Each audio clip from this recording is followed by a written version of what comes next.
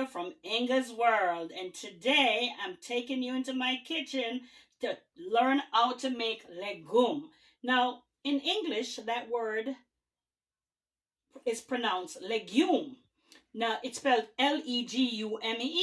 And you may think it's a recipe with beans and beans only, but no, it's not. It's vegetables and beans. Now, I want to give a big shout out to my friend Virginia. She's the one who inspired me and shared this recipe with me. And I've added a little twist here and there because when they make legume, they grind it to a mush. Mine is not going to be so mushy because I'm not going to grind it. But let's take a look at what we need for this recipe. All right. We're going to need eggplants, onions. We call it Cho Cho in Jamaica. And here in the US, they say Chayote, bell pepper, tomatoes, garlic, string beans, carrot, spinach, of course, my Inga's green seasoning,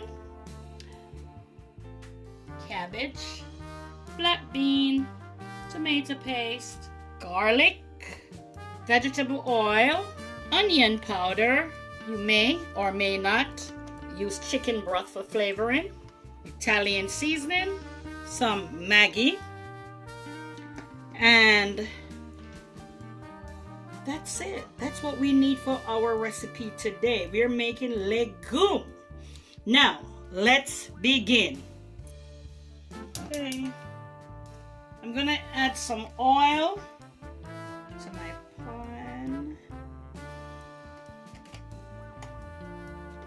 That's about maybe 4 tablespoons of vegetable oil, canola oil, olive oil, whichever oil you choose. Then I'll add my seasoning, my green seasoning, and my powdered seasoning. I'll give it a stir. Let me begin with my seasoning. Here I have some garlic already chopped, bell peppers, onions, hot pepper, all chopped and ready to go. Let's add it to our pan.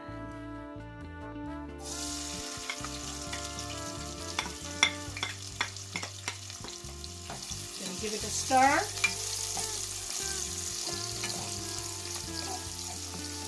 Then I get some of my green seasoning. And this green seasoning has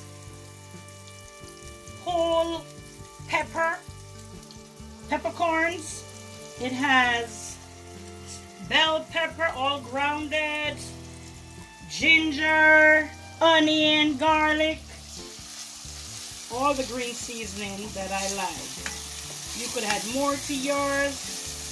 Yes, that's it. And sauteing it. All the vegetables are going to be mushy at the end. As a matter of fact, this recipe is used a lot by Haitians. And big shout out to Virginia, my Haitian friend, who shared this recipe with me. Now, and big up to all the non-meat eaters. This is ideal for you, because you don't put any meat in it. You don't even have to put, you could put some vegetable broth. You know, for meat eaters, you may use chicken broth, you know, just to flavor your legume. Okay, now I'm gonna add my eggplants. They're already chopped. Don't worry about the color. Once you chop them, you know, sometimes you see they turn a little brown. It's okay. And I'm stirring it as I go, guys, because it's gonna go down. It's gonna get soft and it's gonna go down. I'm gonna cover it at times and then add my other vegetables, because this is going to be melted, almost melted, get real mushy. I'm gonna cover so it go down. Then I'm gonna add the other vegetables. Okay, it has gone down a little. Now that it has gone down a little, I'm going to, it simmered a little. I'm gonna add my Cho Cho or Chayote. Some people call it Christophine. I think the Barbadians call it Christophine. Jamaicans call it Cho Cho. Haitians, I believe, call it Chayote. Now I'm gonna add my carrots. These are a little harder. Everything is going to come down to a mush. Real soft. Stir as you go. You cover. It goes, simmers down a little. Now we're gonna add our string beans.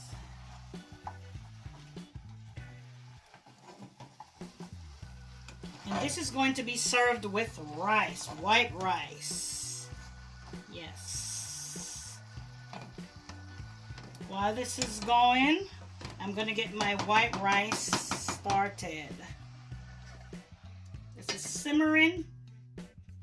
For our white rice, I've washed my rice, 1 cup of rice, and I put water, about 3/4 of an inch of water above my rice, about 1/4 stick of butter.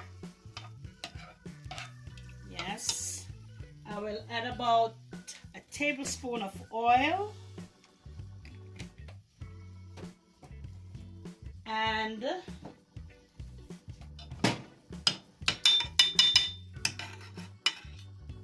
I'll add about a teaspoon or a little less than teaspoon of salt. Then I'm going to leave to simmer. And as your rice cooks, you taste it, you feel it, see if it's tender enough. Yes, and until it's cooked. When it's ready, you turn your stove off. Sometimes you may have to add water, and that's okay. Okay guys, I'm gonna add some of my powdered seasoning, some Maggi, about a teaspoon.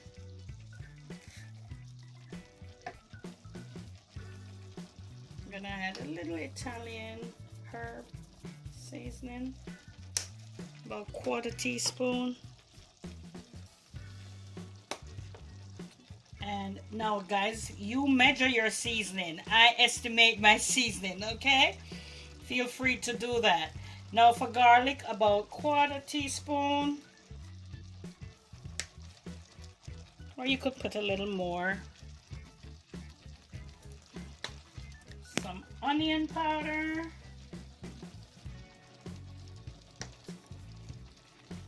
And if you think you need some more liquid, then you could add some vegetable broth or chicken broth, you know.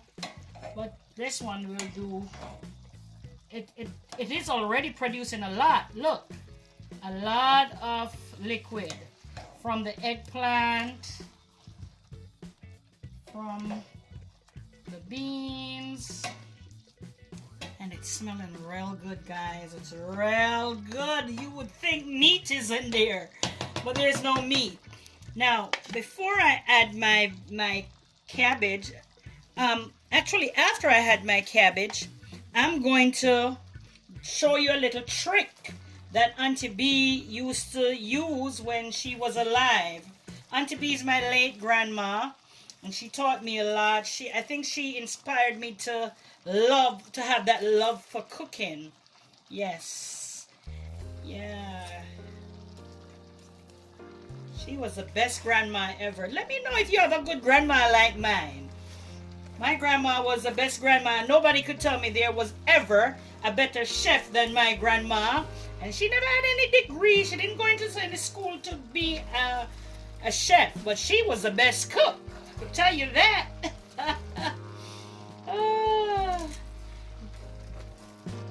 All right. This is going to go right down. Don't worry about it looking so piled up. It's gonna simmer down. Okay. Now I'm gonna trap the heat. trap the heat by Auntie B, my late grandma, used to get a piece of banana leaf and coil it over the fire, and then she would put it on top of the pot, and then she put the pot cover on. Let me tell you something, that was her little pressure cooker. Nobody could tell her anything. That was the best thing, and I think that banana leaf gave it a little flavor, trust me. But I don't have banana leaf, so I'm gonna use a piece of foil. Yes. Then I'm gonna cover my pot like so.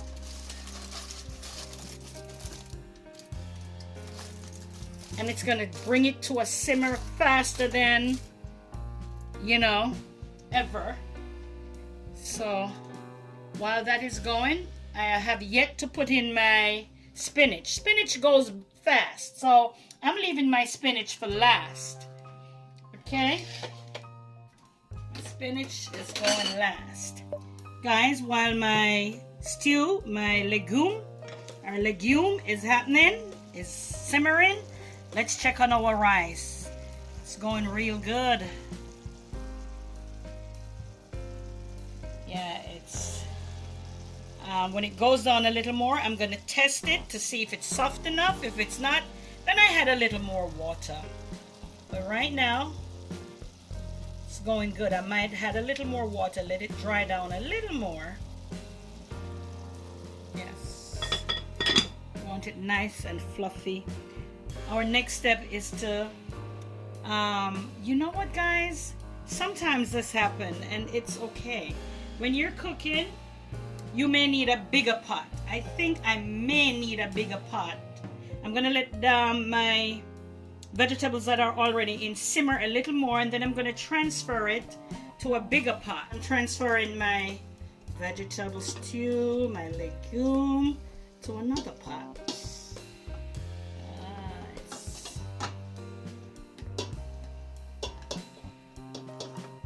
Make sure you don't use a wet cloth to hold your pot, because then the heat, the liquid, the water in the cloth will cause immediate transfer or quick transfer of the heat, and it could burn you. Now I have room to stir, nothing will fall out of the pot. Yes. All right. Okay, I'm gonna put my foil back on and cover. Trap the heat. Now I have started grinding my beans, my black beans. I'm using my pestle and mortar. Grinding. It doesn't have to be all the way grinded. I like to feel that the different textures, a little smooth, a little.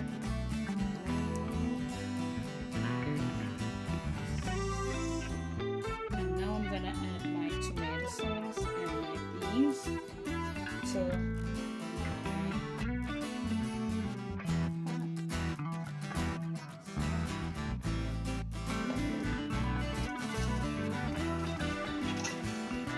I'm adding my mashed beans or crushed beans. It's about a cup. I'm going to stir in my beans. Stir my beans. Ooh, it's getting mushy. The intention is not to have it chewy or crispy. It's to get it as mushy as you possibly can. As a matter of fact, let me turn down my rice. In Haiti, after they steam it all the way down, they actually pound it. They grind it like with a potato masher, or they pound it. Some places they blend it, you know.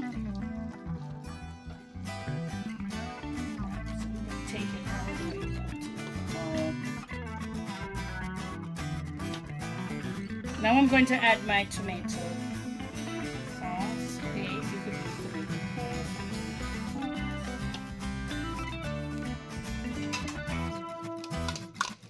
using about a cup. I like to taste as I go along. I used to see Auntie B, my late grandmother. She just tip it on the side of her hand. Maybe that's not a good idea for you because it might burn you. Me, it doesn't. So you would want to take it in a spoon and taste it. But this is how my grandmama, Auntie B, used to do it. She just tip it. Yes. Getting where we need it to go. Ooh, it's getting real tasty. I think I'm gonna add my spinach now.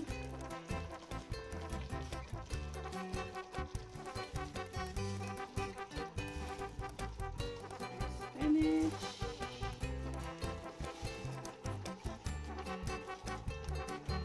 See how it comes to the top of the pot? The next time we come back, it's gonna be all the way down. My white rice is ready. Wow, it's so shelly. You know, my granny says it's so shelly you could throw it.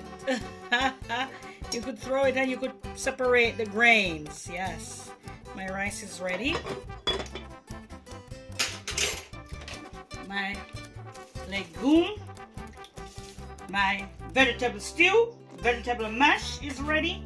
And I'm mashing it a little more. If you feel like you want to add some smoked, fried, crispy smoked herring to it at the end, it's your stew. If you want to add some fried, crispy salt fish to it, it's your stew, no problem. If you want to add so many things you could add, smoked turkey, fried smoked turkey, it's your stew. I choose to go idle today.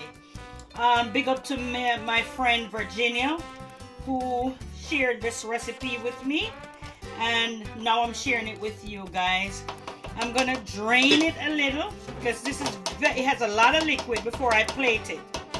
Okay, so for presentation purpose, I'm draining the excess water that came from the stew. You may have it, but for my plating, you know, you may have it with the water, with all that water that accumulated during the stew. But for my plating, I don't want it to be running all over the plate, so I'm taking off the excess water that gathered during the stew. Guys, I'm gonna spoon some stew in this cup here.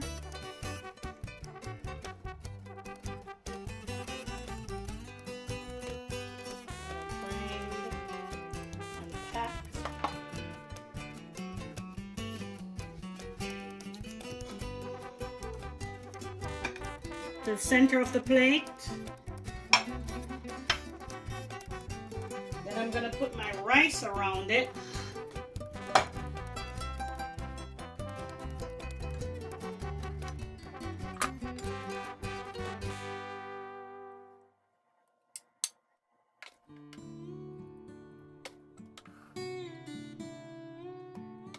Thank you for taking this journey with me, making our legume and white rice, or mashed vegetable with white rice, or you may call it stewed vegetable with white rice. Anything you call it, it's good. Now guys, I hope this will be an experience for you to try it at home and tell me how it worked out for you. And if you have any more ideas, you could share, what else can I add to this, to make it even better. We learn from each other, and I really appreciate your doing this with me. Now, the proof is always in the pudding, so let's try it together, guys. Wow.